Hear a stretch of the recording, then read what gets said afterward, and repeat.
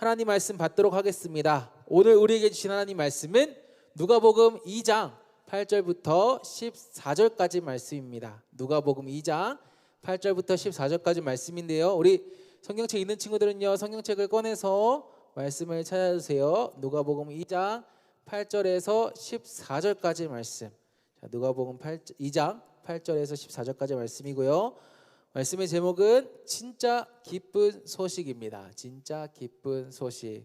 네, 누가복음 2장 8절부터 14절까지의 말씀. 우리 말씀 찾는 친구들은요, 눈으로 잘 따라와 주시고 또 성경책 없는 친구들은 화면을 통해서 또 말씀을 여러분들이 눈으로 잘 따라와 주시면 좋겠습니다. 누가복음 2장 8절부터 14절까지 말씀 목사님이 읽도록 하겠습니다. 그 지역의 목자들이 밤에 밖에서 자기 양떼를 지키더니 주의 사자가 곁에 서고 주의 영광이 그들을 두루 비춤에 크게 무서워하는지라. 천사가 이르되 무서워하지 말라. 내가 온 백성에게 미칠 큰 기쁨의 좋은 소식을 너에게 전하노라. 오늘 다윗의 동네에 너희를 위하여 구주가 나셨으니 곧 그리스도 주시니라. 너희가 가서 강보에 쌓여 구유에 뉘어 있는 아기를 보리니 이것이 너희에게 표적이니라 하더니 호련히 수많은 천군이 그 천사와 함께 하나님을 찬송하여 이르되 지극히 높은 곳에서는 하나님께 영광이요 땅에서는 하나님이 기뻐하신 사람들 중에 평화로다 하니라. 아멘. 아멘. 자, 우리 옆에 있는 친구들과 우리 다시 한번 우리 이렇게 인사하도록 하겠습니다. 메리 크리스마스. 메리 크리스마스. 얼굴 보면서 인사하세요. 메리 크리스마스. 네, 메리 크리스마스. 자, 오늘은 우리가 서로 인사했던 것처럼 크리스마스입니다. 크리스마스입니다. 자, 여러분에게 크리스마스는 어떤 날인가요? 자, 우리가 크리스마스만 되면 우리에게 떠오르는 것들이 있어요. 자, 어떤 것들이 있습니까? 선물. 오, 맞아요. 선물이 있죠. 우리 어렸을 때는 막 양말에다가 막 이렇게 선물도 주시고, 누가? 부모님이. 그렇죠. 부모님이 선물도 주시고 그랬죠. 네, 선물도 있고. 또 뭐가 떠오릅니까? 핀란드에는 산타 마을이 떠오르는데 우리 시온에는요. 대단합니다. 또 우리 산타 할아버지가 생각나는 친구들 있겠죠. 뭐 지금 산타 할아버지 아직 믿는 친구들은 없겠죠. 네, 산타 할아버지도 생각나고요. 또 뭐 남자친구 여자친구와 함께하는 뭐 그러한 시간들도 떠오르는 그러한 친구들도 있을 거예요. 자, 이렇게 크리스마스만 되면 우리는 많은 것들을 떠올리는데 특별히 예수님을 믿는 우리가 잊지 말아야 하는 것이 한 가지 있습니다. 무엇일까요? 그것은 바로 오늘 이 성탄절은요, 예수님께서 이 땅에 오심을 기념하는 날이라는 거예요. 이 크리스마스는 예수님께서 이 땅에, 이 세상에 오셨음을 기념하는 날이다. 우리가 이것을 잊지 말아야 한다는 거예요. 자, 그렇기 때문에 우리는 다른 것보다도 이 크리스마스에 누구를 생각해야 되냐? 예수님을 생각해야 합니다. 우리가 뭐 선물이라든지 또는 뭐 산타 할아버지 뭐 이런 걸 생각하기보다 예수님을 생각해야 한다는 거예요. 자, 그렇다면 예수님께서 이 땅에 오신 이 성탄, 이 크리스마스를 맞이하는 우리의 모습은 어떠해야 할까요? 자, 오늘 말씀 통해서 우리가 두 가지 정도를 함께 나누었으면 좋겠습니다. 여러분들 너무 짧아요. 두 가지. 자, 첫 번째는 무엇이냐? 첫 번째는 바로 기뻐하는 것입니다. 기뻐하는 것. 여러분들 우리 주보에 또 말씀 적을 수 있으니까 한번 적어보세요. 첫 번째는 뭐라고요? 성탄을 맞이해야 되는 우리의 모습이 어떠해야 한다고요? 첫 번째, 기뻐해야 한다는 거예요. 기뻐하는 거예요. 자, 오늘 말씀을 보면 우리는 천사가 밤중에, 한밤중에 목자들에게, 양을 치는 목자들에게 나타나는 것을 볼 수가 있어요. 그리고 목자들에게 이 천사가 한 가지 소식을 전하는데요. 어떤 소식을 전하냐? 우리 10절 말씀을 다시 한번 보도록 하겠습니다. 목사님이 읽도록 할게요. 천사가 이르되 무서워하지 말라. 보라, 내가 온 백성에게 미칠 큰 기쁨의 좋은 소식을 너에게 전하노라. 여기 좋은 소식이 빠졌어요.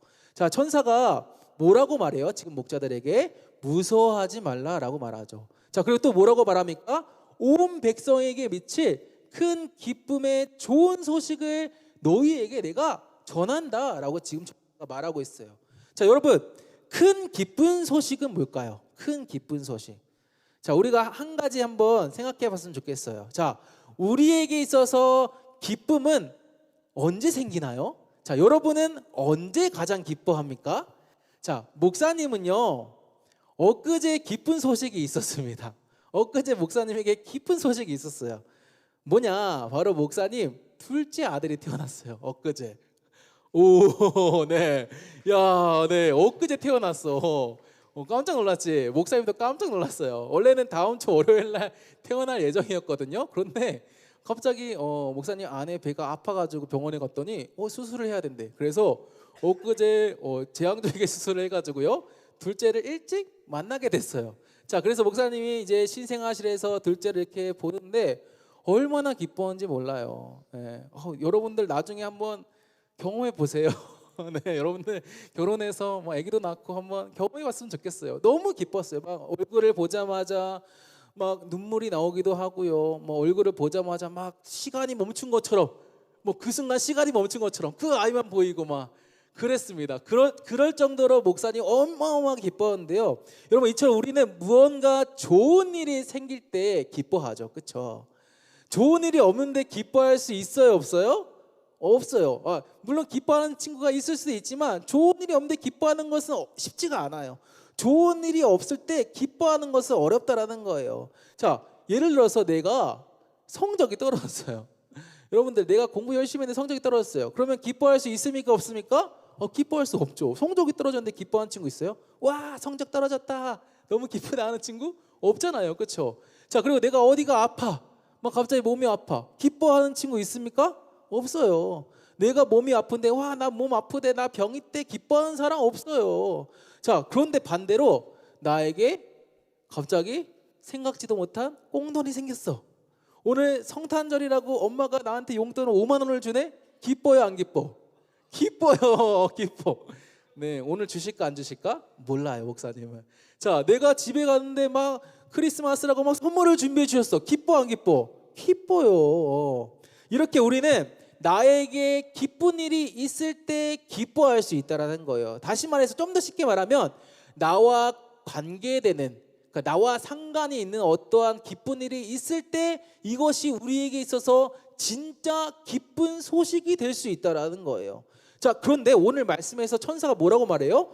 온 백성에게 미칠 큰 기쁨의 좋은 소식을 전하겠대요. 자, 이것은 무슨 말이에요? 지금 천사가 목자들에게 전하고 있는 이 기쁜 소식은 온 백성에게, 다시 말해서 목자들뿐만 아니라 우리에게도 기쁜 소식이라는 거예요. 지금 천사가 전하는 이 소식이 다른 사람에게만 기쁜 소식이 아니라, 목사님에게만 기쁜 소식이 아니라 우리 모두에게, 여러분 한 사람 한 사람에게도 기쁜 소식이라는 거예요. 자, 그렇다면 천사가 전한 이 기쁜 소식은 뭘까요? 자, 우리 11절 말씀 보도록 할까요? 자, 목사님 읽도록 하겠습니다. 오늘 다윗의 동네에 너희를 위하여 구주가 나셨으니 곧 그리스도 주시니라. 여러분, 천사가 전한 이 기쁨의 소식이 뭐래요? 지금 천사가 말하고 있죠. 오늘 다윗의 동네에 너희를 위하여 구주가 나셨어. 그런데 그 구주가 누구시냐? 그리스도 주 예수님이야. 자, 천사가 전한 기쁨의 소식이 뭐래요? 그것은 바로 예수님께서 이 땅에 오셨다는 거예요. 오셨다. 천사가 전한 기쁨의 소식이 뭐라고, 재훈아? 예수님께서 이 땅에 오신 것, 이것이 기쁜 소식이라는 거예요. 자, 그런데 이것이 왜 우리에게 기쁜 소식입니까? 그 이유는 예수님께서 너희를 위한 구주시기 때문이에요. 우리를 위한 구주시기 때문입니다. 여러분, 구주라는 것은 무슨 말일까요? 구주. 태성아, 구주는 어떤 의미니? 구주라는 단어는? 코를 이렇게 만지고 있어, 그렇지? 예솔아, 구주는 어떤 의미야? 어떤 단어야? 어떤 의미야? 구원자. 맞아요. 구주는 어떤 의미, 어떤 단어냐? 구원자라는 단어야. 영어로는 savior이라고 해요. savior. 구원자라는 뜻이에요. 그런데 예수님께서 어떤 분이시라고요? 우리를 위한 구주라는 거예요. 우리를 위한. 자, 그렇다면 예수님은 누구시다? 우리의 구원자시라는 거예요. 우리의 구원자. 다시 말해, 이 땅에 오신 예수님께서 우리를 구원하실 구원자라는 거예요. 우리를 구원하실 구원자, 구주시라는 거예요. 여러분, 우리는 원래 하나님 말씀에 불순종한 죄인이었어요. 우리의 존재는 죄인이었어요. 우리 이코르 죄인이었어요. 자, 죄인이었기 때문에 우리는 죄의 대가를 치러야 합니다. 성경은 그 죄의 대가를 뭐라고 하냐? 뭐라고 할까요? 죽음이라고 해요. 죽음이 이 죄의 대가라고 말하고 있어요.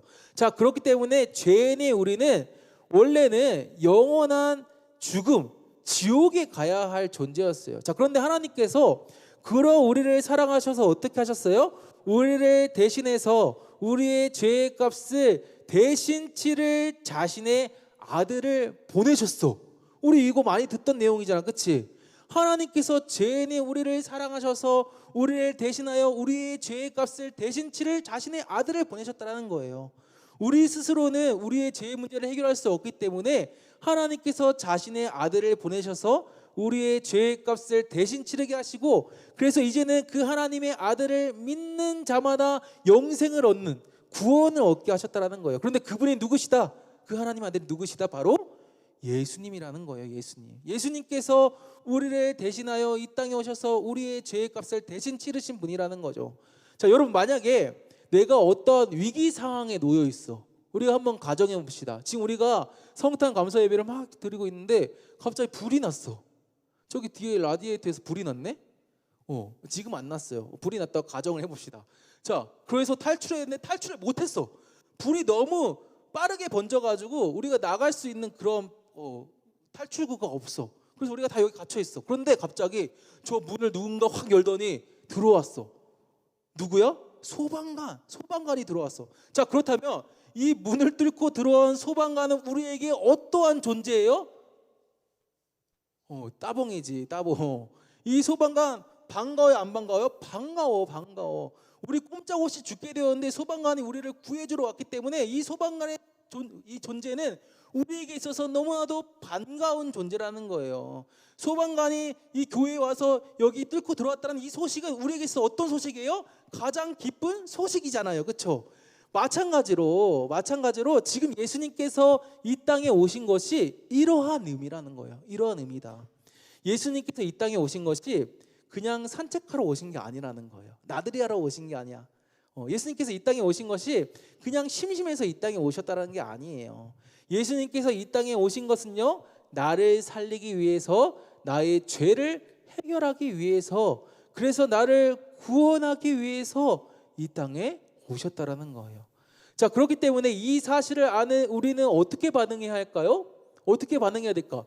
예수님께서 이 땅에 오셨다라는 것을 우리가 들었어. 그 예수님은 우리의 구주야, 우리의 구원자야. 그럼 우리가 어떻게 반응해야 합니까? 우리는 기뻐해야 하는 거예요.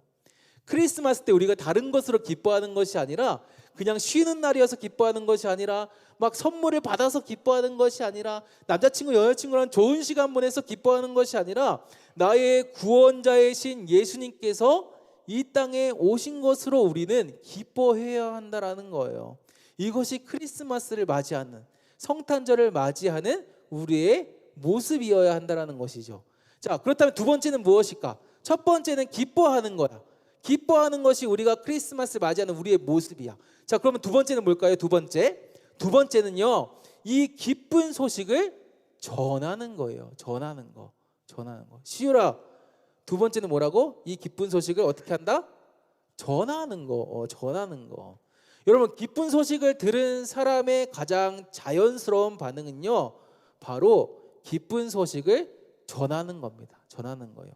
아까 목사님이 둘째 아들 태어났을 때 엄청 기뻤다고 했잖아. 그치? 막 눈물도 나고 막 시간이 멈춘 것 같고 이럴 정도로 엄청 기뻤다고 했는데, 자, 목사님 이 기쁜 소식을 듣자마자 어떻게 했을까요? 퀴즈.